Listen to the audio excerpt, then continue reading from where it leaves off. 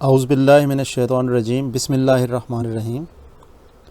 मोहतरम सामीन, मैं ICG English language centre free town Sahiwal Punjab Pakistan and WhatsApp number 9230692143 मैं ICG के प्लेटफॉर्म से आज जो नॉन नेटिव स्पीकर्स हैं इंग्लिश लैंग्वेज के, जिनकी के लैंग्वेज जो है वो इंग्लिश लैंग्वेज फर्स्ट लैंग्वेज नहीं होती, तो उनके लिए पार्ट्स ऑफ स्पीच का एक इंट्रोडक्टरी लेक्चर है जो कि तमाम पार्ट्स ऑफ स्पीच के बारे में वन बाय वन हमें जो है वो आगाही देगा।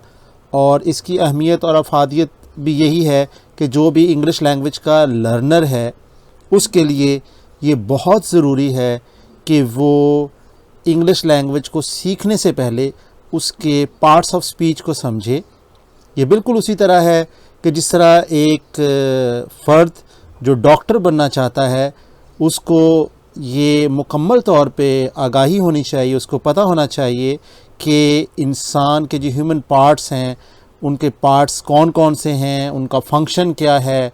जाहिर है कि उसने आफ्टर ऑल ट्रीटमेंट करनी है पूरी ह्यूमन बॉडी की, तो अगर वो उसको नहीं समझेगा तो फिर वो बेहतर इलाज नहीं कर सकेगा। इसी तरह से पार्ट्स ऑफ स्पीच जो है वो इंग्लिश की इंतहाई बेसिक पार्ट है, और अगर एक language learner parts of speech को लर्न कर लेगा तो उसके लिए इंग्लिश की जो फर्दर लर्निंग है, फर्दर जो ग्रामर है, उसको समझना आसान हो जाएगा। इस सिलसिले में ये इंतहाई सादा तरीके के साथ और कॉम्प्रिहेंसिव और मुकम्मल तरीके के साथ ये कोशिश की गई है। उम्मीद है कि जब आप ये मुकम्मल वीडियो देख लेंगे तो उसके बाद आपको पार्ट्स ऑफ स्पीच के बारे में एक अच्छी किस्म की आगाही हो चुकी होगी। और इंशाअल्लाह ताला इसी तरह अभी ये एक मुकम्मल लेक्चर है पार्ट्स ऑफ स्पीच के बारे में, और उसके बाद वन बाय वन तमाम पार्ट्स ऑफ स्पीच के बारे में एक डिटेल्ड लेक्चर भी इंशाअल्लाह ताला उसका जो एहतमाम किया जाएगा, ताकि जो लैंग्वेज लर्नर है वो वन बाय वन तमाम पार्ट्स ऑफ स्पीच की भी लर्निंग कर सकें। तो सबसे पहले हम ये देखने जा रहे हैं कि पार्ट्स ऑफ स्पीच की जो एक तारीफ़ है या जिसको हम डेफिनेशन कहते हैं वो क्या है। तो ये जो आपके सामने स्क्रीन पे आ चुकी है, इसको मैं आपके लिए पढ़ने लगा हूँ कि every word used in a sentence occupies a position and fulfils a function.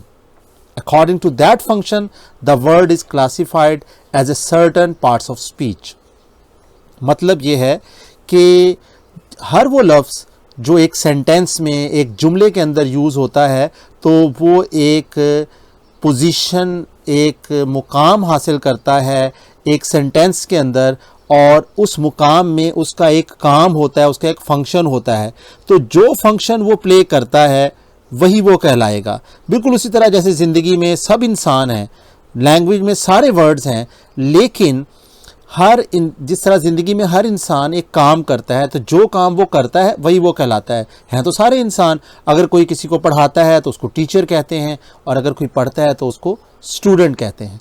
इसी तरह जैसे इंसानों के मुख्तलिफ रोल हैं, जो लोगों का इलाज करता है तो वो डॉक्टर कहलाता है, जिसका इलाज किया जाता है वो मरीज़ कहलाता है, पेशेंट कहलाता है। तो इसी तरह जब लैंग्वेज की बात आती है तो लैंग्वेज में बहुत सारे वर्ड्स हैं, तो हर वर्ड अपना एक रोल प्ले करता है लैंग्वेज के अंदर, सेंटेंस के अंदर। तो ज़ाहिर हैं तो सारे वर्ड्स, लेकिन हर वर्ड का अपना अपना एक रोल है। तो उस रोल के मुताबिक फिर वो जो है वो पुकारा जाता है, और वो डिफरेंट पार्ट्स ऑफ स्पीच हैं, जैसे कि अभी हम आगे अगले स्लाइड में ये देखेंगे कि वो कौन कौन से रोल्स हैं जो कि वर्ड्स प्ले करते हैं। और जो भी वो according to that function the word is classified as a certain parts of speech. तो जो फंक्शन वो वर्ड प्ले करता है उसकी क्लासिफिकेशन कर दी जाती है as a certain parts of speech की। और पार्ट्स ऑफ स्पीच ज़रूरी भी इसलिए हैं कि जब कोई चीज़ बहुत ज़्यादा बड़ी होती है, जैसे लैंग्वेज बहुत वसी है, तो उसको समझने के लिए उसकी क्लासिफिकेशन कर ली जाती है, उसकी जमातबंदी कर ली जाती है, और इस तरह लैंग्वेज को समझना, लैंग्वेज को पढ़ना बहुत ही आसान हो जाता है। और ये बहुत ही अहम बात है कि हम अगर पार्ट्स ऑफ स्पीच को समझ लेंगे तो ये हमारे लिए बहुत ही अच्छा हो जाएगा। अब हम तो जैसा कि अभी हमने डेफिनेशन पढ़ ली है, तो पार्ट्स ऑफ स्पीच जो हैं वो टोटल जो है वो 8 हैं। और अब हम देख सकते हैं स्क्रीन पे कि noun, pronoun, verb, adverb, adjective, preposition, conjunction and interjection। और इसी तरह जैसे जो आर्टिकल्स हैं उनको भी एज पार्ट्स ऑफ स्पीच समझा जाता है, लेकिन हम वो अलग से समझेंगे, जिसको हम कहते हैं यूज़ ऑफ ए, एन और द या दी, ठीक है, उसको हम अलग से पढ़ेंगे। तो ये टोटल हमारे सामने 8 पार्ट्स ऑफ स्पीच हैं, यानी जो वर्ड्स हैं वो 8 डिफरेंट रोल्स प्ले करते हैं और अपने रोल के मुताबिक वो जाने पहचाने जाते हैं और उनकी एक अलग से पहचान होती है, जिसको अभी हम अलग अलग समझेंगे। तो जैसा कि हम पार्ट्स ऑफ स्पीच के बारे में समझते जा रहे हैं, तो इसमें हम जो स्टार्ट कर रहे हैं वो वर्ब से कर रहे हैं, क्योंकि जो वर्ब है वो इंतहाई अहम रोल प्ले करता है इंग्लिश लैंग्वेज की लर्निंग में।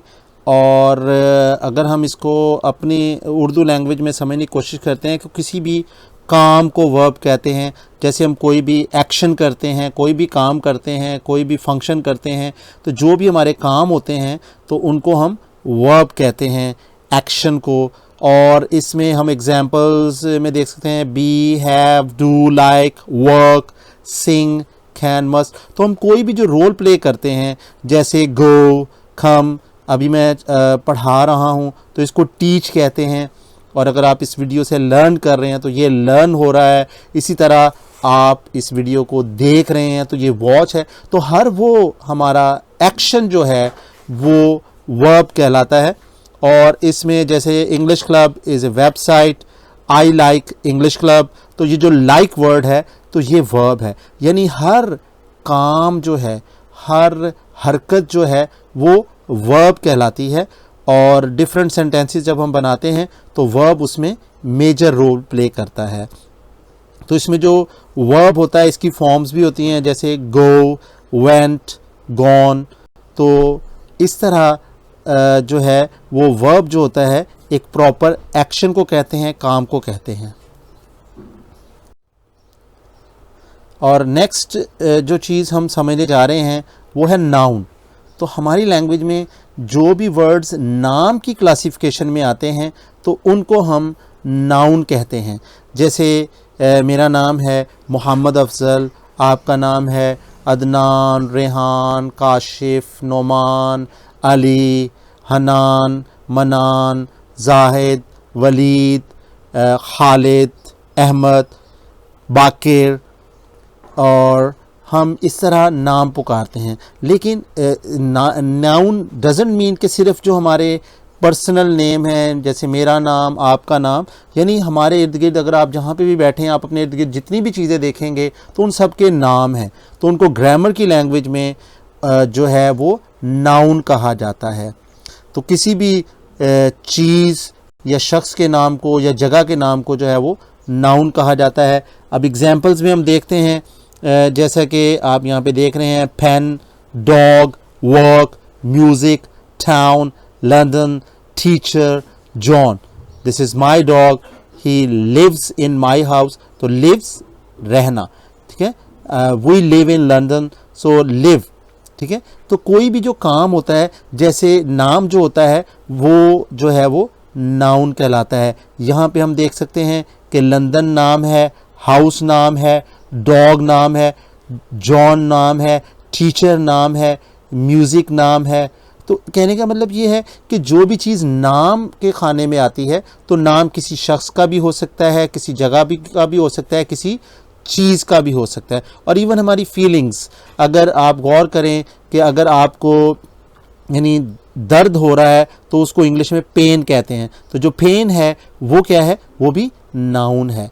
तो हमने क्या समझा कि noun is equal to name, यानी सिंगल वर्ड इसकी डेफिनेशन क्या है, noun is equal to name. जो अगला पार्ट ऑफ स्पीच हम सीखने जा रहे हैं वो है एडजेक्टिव, जिसको उर्दू में हम सिफ्त भी कहते हैं, इंग्लिश में क्वालिटी कहते हैं। तो कोई ना कोई सिफ्त होती है, हर इंसान की कोई क्वालिटी होती है, तो उसको हम एडजेक्टिव कहते हैं। इसमें ये चीज़ देखनी है कि जो इसका फंक्शन है और जो इसकी जॉब है, तो लैंग्वेज के अंदर ऐसे तमाम अल्फाज जो डिस्क्राइब करते हैं नाउन को, तो उनको हम कहते हैं एडजेक्टिव।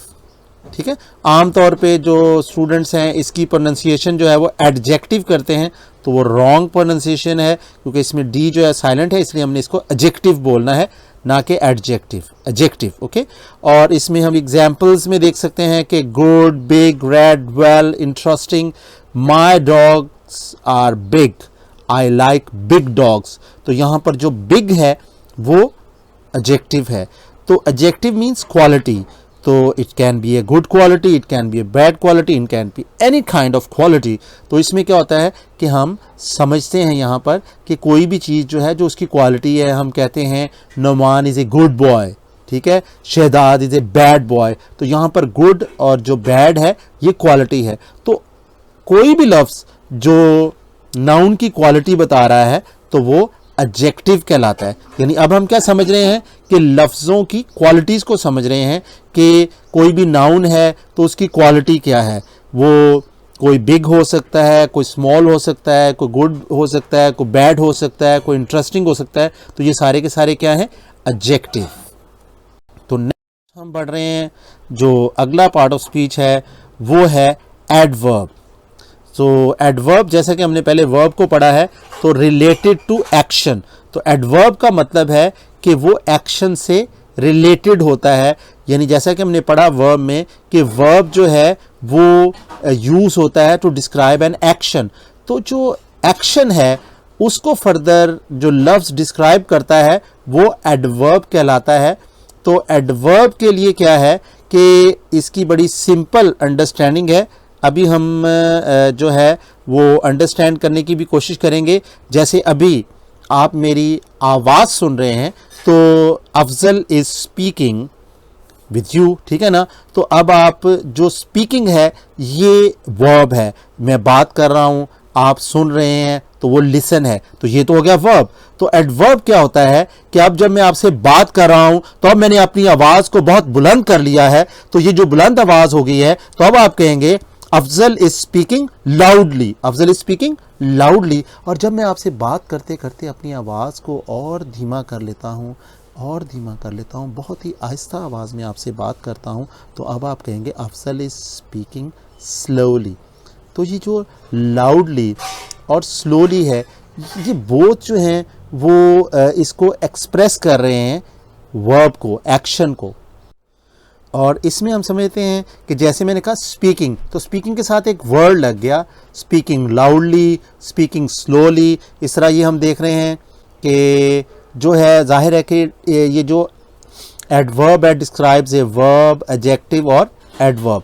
अब हम ये देख रहे हैं कि ये वर्ड क्विकली है, तो अगर हम वॉक कर रहे हैं, तो कोई अगर तेज़ी से वॉक कर रहा है तो ही इज़ वॉकिंग, तो वॉकिंग तो वर्ब है, लेकिन जब हम कहते हैं he is walking quickly, he is walking quickly, he is coming silently, ठीक है। तो इस तरह ये जो जितनी भी एग्जाम्पल्स हैं ये वर्ब को डिस्क्राइब्स कर रही हैं, ठीक है। इस तरह जैसे my dogs eats quickly when he is very hungry, he eats really quickly. So ये quickly is expressing the action. कौन सा एक्शन है, ईट्स, तो वो खा रहा है बहुत तेज़ी के साथ, तो ईट्स उसका एक्शन है और क्विकली जो है वो उसका एडवर्ब है। यानी हमने ये जाना कि जो एडवर्ब होता है, जैसा कि इसके नाम से भी जाहिर है, एडवर्ब, वर्ब में कुछ ऐड करने वाला, तो इससे हम समझ गए कि जो है एडवर्ब जो है ये वर्ब में कुछ ऐड करने वाला है, कुछ हमें फर्दर उसके बारे में बताता है। जो अगला पार्ट ऑफ स्पीच हम समझने जा रहे हैं वो है प्रोनाउन, जिसको हम उर्दू में इसम ज़मीर भी कहते हैं, और ये नाउन की प्लेस पे यूज़ होता है। जैसा कि मैं कहता हूँ कि जी मेरा नाम है जी मोहम्मद अफजल, तो आई एम योर टीचर, अब मैंने अपने नाम की जगह लगा दिया आई, तो ये क्या है, ये प्रोनाउन है। इस तरह आप मुझसे सीख रहे हैं, तो यू आर माई स्टूडेंट, तो अब मैंने आपका नाम नौमान है, साजिद है, आबिद है, जाहिद है, खालिद है, बाकिर है, अहमद है, खदीजा है, ज़ैनब है, तो कोई भी आपका नाम है, तो मैं आपको कह रहा हूँ यू आर माई स्टूडेंट, तो अब आपके नाम की जगह लगा दिया मैंने यू।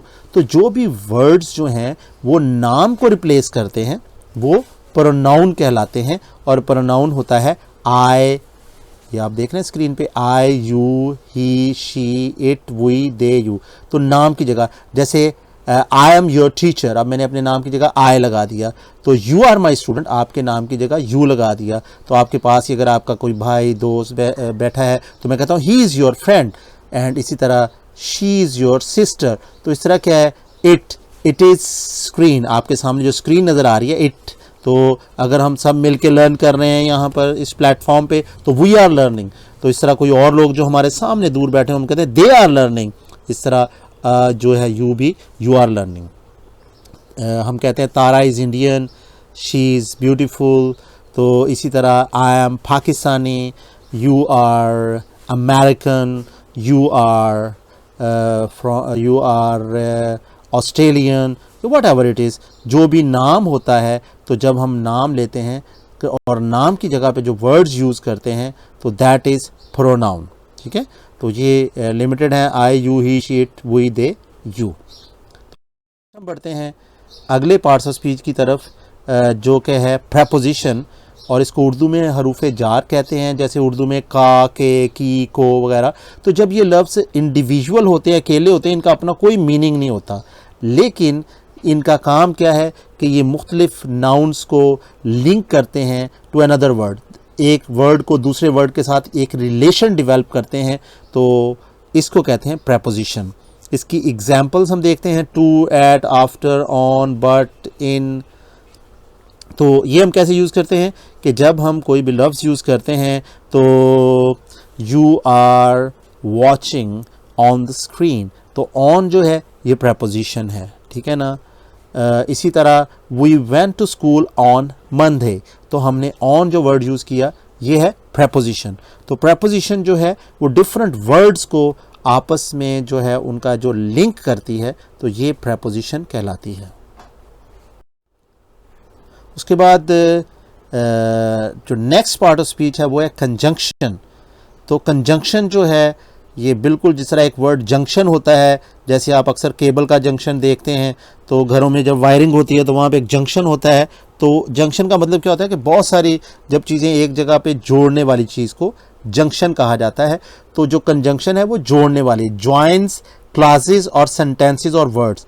तो डिफरेंट सेंटेंसेस के अंदर, लैंग्वेज के अंदर जो वर्ड्स जो हैं मुख्तलिफ सेंटेंसेस को या वर्ड्स को या मुख्तलिफ क्लॉजेस को, जो मुख्तलिफ जो अल्फाज के मजमूए हैं, तो उनको आपस में जो जोड़ने वाले हैं उनको हम कहते हैं कंजंक्शन। इसकी एग्जांपल्स हैं and, but, when, where as. तो डिफरेंट कंजंक्शंस हम यूज़ करते हैं।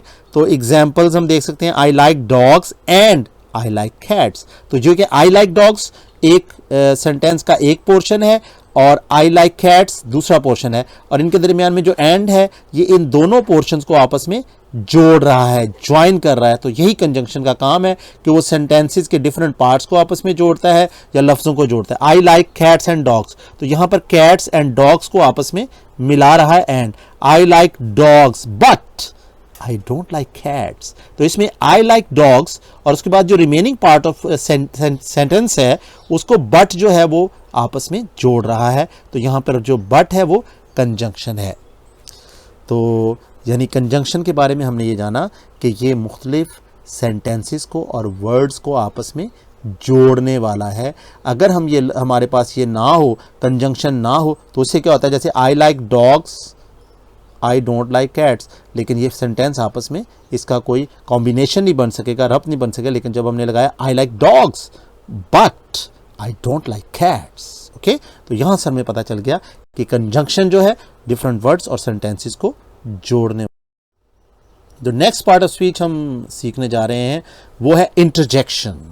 Quite interesting because interjection is expressing our sudden feelings को, जो हमारी अचानक फीलिंग्स होती हैं उसको जो है वो इंटरजेक्शन जो है वो एक्सप्रेस करता है।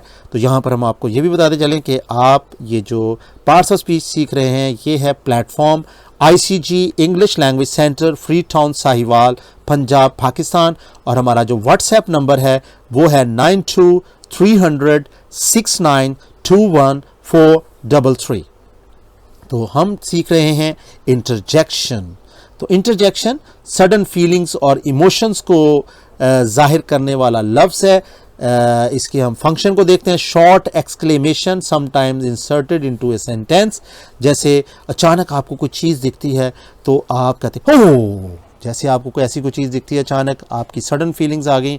और अगर आपको कोई प्यारी सी चीज़ दिखती है, आप एक खूबसूरत मंजर देखते हैं तो आप कहते हैं वाओ। तो ये जो wow, what a beautiful scene, तो ये जो वाओ वर्ड है ये आपकी उन खूबसूरत फीलिंग्स को एक्सप्रेस करता है जो आप किसी भी खूबसूरत सीन को देख के अचानक आपके मुंह से निकलता है कि wow, what a beautiful scenery, wow what a beautiful scene, wow what a beautiful picture.